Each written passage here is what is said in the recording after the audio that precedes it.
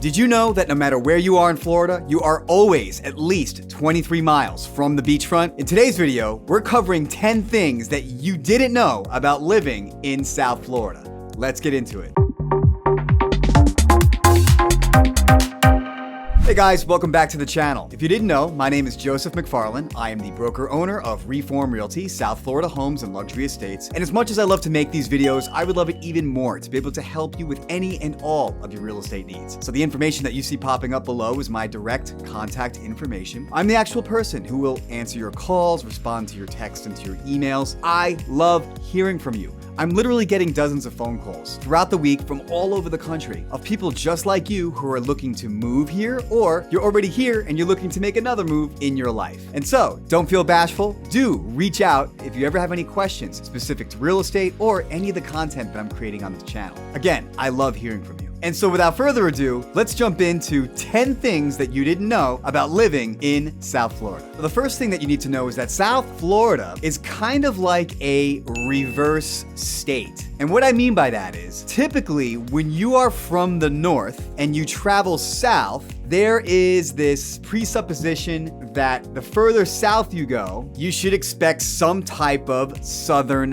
hospitality. Well, that's not the case for South Florida. In fact, the further south you go in Florida, the more north it feels like. And that's obviously because of the massive influx of northerners who live in South Florida year-round or even snowbird. And so sometimes when I travel from South Florida north to the Panhandle or north to Georgia, I can absolutely 100% see the contrast in people's personalities and attitudes the further north I go from South Florida. I remember the last time I drove from South Florida to Georgia and I stopped in Georgia at a gas station, I immediately recognized the friendly response and demeanor from the cashier at the gas station, a warm smile, a happy greeting, and you just don't get that in South Florida. Very similar to what you get in New York, where quite honestly, people just aren't that friendly. Now, I will specify, I do think that people in Florida are more friendly than the folks up in New York. And I think that's just because we have such nice warm weather and we're near the beach. And so naturally, people are more inclined to be in a better mood. So you definitely will feel that difference. But for the most part, the further south you go, the more north it feels like. And that's why we call South Florida a reverse state. And number 2 on our list, the legend of the Florida Man. Florida Man has become extremely popular in social media culture. Every single time something crazy happens and it ends up on the news, usually the news headline will say something to the effect of, Florida Man does blank, giving the indication that people in Florida are crazy and in many cases lawless. I just want to specify that people are crazy and lawless everywhere, not just in Florida, but I think it's really caught on in Florida. And as a result of the internet fire of these types of news headlines going viral and hashtags, I do think that the media has played this up a bit over the years. But from personal experience, I can tell you there's approximately 6 million people who live in Florida who are from all different types of backgrounds, walks of life, cultures, and creeds. And because Florida is so transient with so many tourists visiting as well, naturally, it's a recipe for some crazy stuff to happen. And as a result, we get some wild headlines in the newspaper and the police blotter reports. While the legend of Florida Man is true and a bit entertaining and kind of funny, let's just be realistic and say that everywhere you go, there's going to be crazy people no matter what. Number 3 on our list, the panhandlers. In South Florida, panhandling is a profession because Florida is so transient and there are so many people spread out between the Tri-County area. Not only do these panhandlers actually make a decent living because of the high volume and turnover of people who frequent these intersections, but panhandling is legal for the most part. There are some designated areas that have been deemed by law that panhandlers are not allowed to go to and local police officers will go ahead and enforce those laws. But on the other hand, there's plenty of other places where panhandlers can go to ask for money. A lot of times when people come down to Florida for the first time, or if they move here from the first time, they're a bit taken back when they're driving down the road and they get to a stoplight and they see panhandlers at the intersection just asking for money. Sometimes they'll ask for money in exchange for some type of service. Maybe they are selling roses or Gatorade, but for the most part, a lot of them are just holding some type of sign. And I'm willing to bet that the majority of them are actually not homeless. Even though some may say that they are, I do think that a lot of them are looking for some type of level of empathy with the expectation that maybe they can gather more money from their panhandling efforts. But the way that they're thinking is, why would I go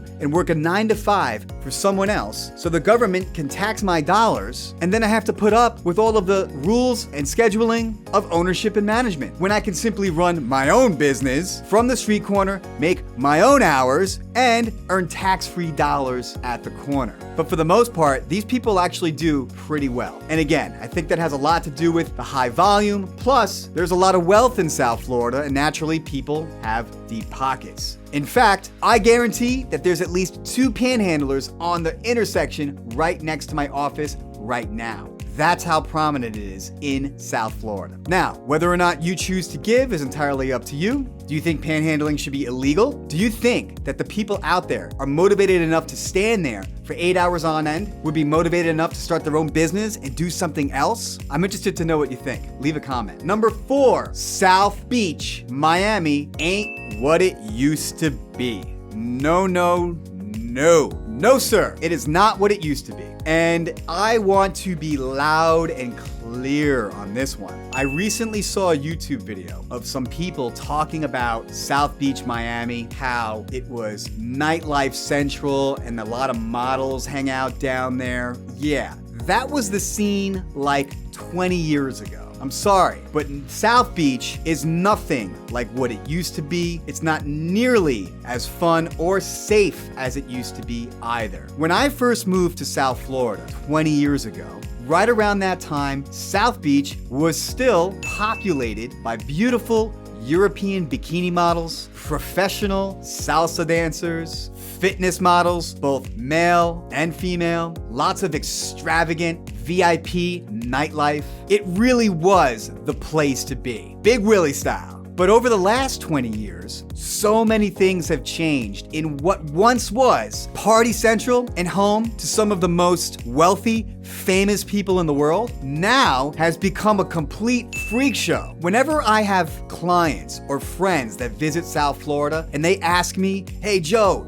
should we go down to South Beach? Or hey Joe, should we invest in a condo in South Beach? I tell them what everybody else tells me because I no longer even go down there. It's no longer safe, it's no longer fun, the models are gone, and most people will tell you that the tourist area has become gangland. You can take my word for it, and you can also take into consideration some of these recent news video feeds from last spring break. And so, where do all the models and famous people hang out now whenever they visit Miami? Well, it ain't South Beach. Nowadays, they hang out in Midtown, Wynwood, Brickell Mary Village, to name a few hotspots. Before we jump into number 5 on our list of 10 things that you didn't know about living in South Florida, if you haven't already, go ahead and take the opportunity right now to click the subscribe button below. Don't forget to ring the bell that's right next to it so you can be first to be notified whenever I make brand new content of what it's like to live in South Florida. Also, don't forget to share this video with a friend so that they can also be in the know about what it's like to live here. Number 5 is our super stringent building codes and infrastructure. Back in 1993, Hurricane Andrew was a Category 5 hurricane that came and sacked Miami head-on. The destruction was a total catastrophe, and the flooding and damage last for weeks on end. It was really a terrible situation for Miami, and one of the many reasons for the damage being so severe was that at the time, our building codes were not nearly as strict as what they are today. In 1994, the building department passed a new set of building code laws that would ensure that all new construction and renovations would have the appropriate architectural designs to withstand another Category 5 hurricane in the future when it comes back around. And you know it's only a matter of time when that happens. And so, every single home that's built after 1994 was designed with the new building code standards. South Florida new construction is built on cinder blocks with poured concrete and rebar, not like the homes they build up north, where it's mostly wood frame or, of course, in many cases, brick homes. But in Florida, concrete block poured in the middle with rebar, wire mesh, and stucco on the outside makes way for a fortress whenever a bad storm wants to blow through. That's not all. Any home that was built after 1994 also has to abide by fenestration standards. That has to do with windows and doors. And so you'll notice in South Florida, homes that were built after 1994 have some type of hurricane protection. At least a shutter apparatus, some type of bracket that will allow you to put a hurricane shutter up like a panel, or a hurricane accordion shutter apparatus where the shutters open and close like an accordion. And finally, the most desirable, hurricane impact windows and doors, where both the frame and the glass of the impact window and door has been tested for both large missile and small missile impact at high velocity hurricane winds. Really impressive stuff. And so, your walls and windows have been built for Armageddon, which leaves us with the roof. When you visit South Florida, you're going to notice that the roofs look much different than the architectural design of roofs in other parts of the country. Like where I'm from in New York, the roofs are very pointed like a triangle. And the reason for that is because when the snow and the ice lay on top of a pointed roof and triangle, as it melts, it slides off and drips down. But South Florida, on the other hand, has what's called a hip roof or a gable roof. These roofs look a lot more like pyramids or Darth Vader helmets. And the reason for this design is because it provides a more aerodynamic type of roof that when the storm winds come through, the shape of the roof break up those hurricane force winds and disperse the pressure over different portions and pieces of the roof, making it a much safer structure in high velocity hurricane zones. Unlike anywhere else in the world, South Florida specifically has stringent building codes to withstand the strongest of storms in the worst of conditions. Sadly, we do not see the same type of building codes in the Caribbean or in Latin America, which is why their disasters, when we see them on TV, are far worse than what you could expect that could happen in South Florida. Oh, one more thing. Those windows and doors that are rated for hurricane impact, category 5, super expensive. Not cheap, but they work great, they look great, and when there's no storm, guess what else? They give you 24/7, 365 days a year security. You can't break in, can't go through the glass. Pretty awesome, right? Number 6, I didn't know this one actually. Despite popular opinion, Key West is not the most southern point in the United States. It is, however, the southernmost point in the continental United States, here on the mainland. But when you take into consideration the other parts of the United States that are not on the mainland, for example, the beautiful Big Island of Hawaii, the southernmost point is actually located in the Hawaiian Islands. By the way, you should absolutely visit Key West at least once. It's cool, it's fun. And for more information about the Keys, check out some of my other videos, because there are some other Keys in Florida that I think are far superior than Key West. Number 7, did you know that it is illegal to own or possess a pit bull in Miami-Dade County? So if you are thinking about moving to Florida and you own a pit bull or any other pit bull breed, even if it's a mix or a mutt, they are extremely strict about this. If your dog looks like a pit bull, or maybe it doesn't look like a pit bull because his ears are floppy, but he resembles a pit bull, you're going to have a hard time. Just go ahead and cross Miami-Dade off your list and shift north to Broward, Palm Beach County. Pit bulls are legal. They are allowed there. I am a proud pit bull owner. I have been since I was a little boy. I've owned several pit bulls in my life. My family has been around them our entire lives. We actually have members in our family who breed them in Broward County. They're amazing, sweet dogs. One time, I was staying in a hotel in Miami Beach, which is 30 minutes south from my house in Broward. The dog sitter at my house had to leave, and so she brought the dog down to me at the hotel in Miami Beach. I went outside, I took the dog from the car, the dog was on the leash, and I walked him down the sidewalk so he could go to the bathroom. I didn't think anything about it, quite honestly. I just thought I was walking my dog so he can relieve himself. And wouldn't you know, within a matter of minutes, a police officer riding a four-wheeler on the beach rolled up to me and said exactly this: "Do you have a permit for that dog?"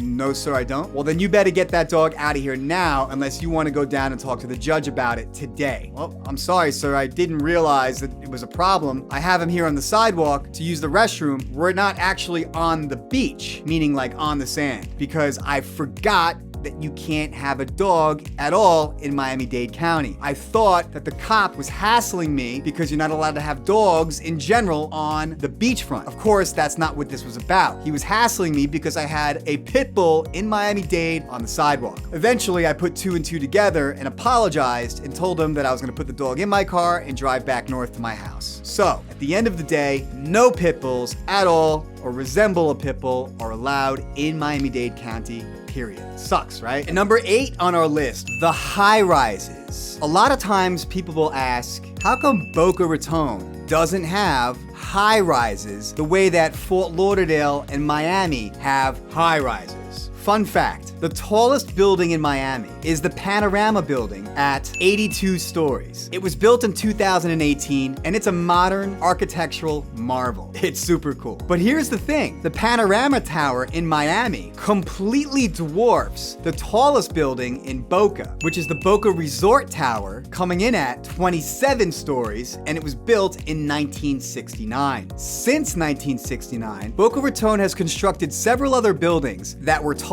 but not as tall as the Boca Tower. But eventually, lawmakers, building officials, and city officials wanted to preserve the quaint country club-esque feel of Boca Raton, and they knew that with the massive influx of growth to South Florida, that if they didn't put some type of limitation on the building code, that eventually builders would just continue to build up like the way that they have in other major cities like Fort Lauderdale and Miami. And in Boca Raton, we would also have this major skyline. And so because they didn't want that, they wanted to preserve that look. Within the last couple of years or so, these new rules only make way for buildings, new construction buildings that is, to be no taller than 150 feet, which is approximately 12 or 13 stories. Suffice to say, Boca Raton may never really have a skyline. But man, let me tell you, right now, there's a lot of cranes and a lot of new construction going up, and it certainly does look cool. Number 9 on our list, everywhere in South Florida is close to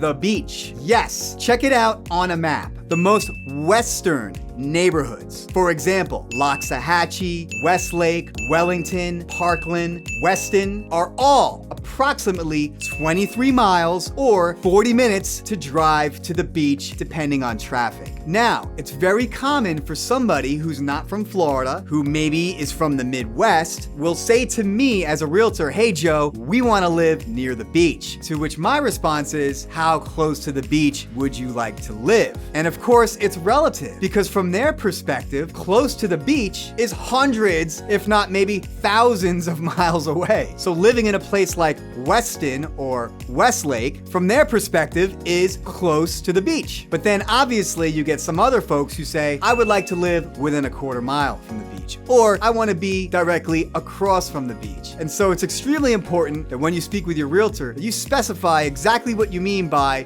close to the beach. Finally, number 10 on the list of things that you didn't know about living in South Florida. Did you know that there is an estimated of over $2 trillion worth of lost treasure on our coastline in South Florida? Yes, it's true. Part of our state's history has provided us with the knowledge that Spanish fleets in the early days of the settlers in South Florida have shipwrecked and lost tons of royal treasure under the ocean. And so literal professional treasure hunters are out there searching for this lost treasure. And on many occasions, this treasure has actually been found. What makes it really interesting is that there's so much of it that still has not been found. And so not only do you have this extremely valuable gold, but this extremely rare historic artifact, which in many cases could be priceless. So whether it was Pirates of the Caribbean or the Spanish Armada, it's pretty cool to know that when you're fishing or diving, that you could literally be swimming under millions of dollars of lost pirate treasure. Like right out of the movie. Pretty cool, huh? All right, well there you have it, folks. The top 10 things that you didn't know about living in South Florida. There's a lot of fun facts about South Florida, and I narrowed it down to these ones because I thought that they were the most interesting and the least talked about from other places on the internet. Be sure to check out some of my other videos right here and here, and as always, I wish you many blessings.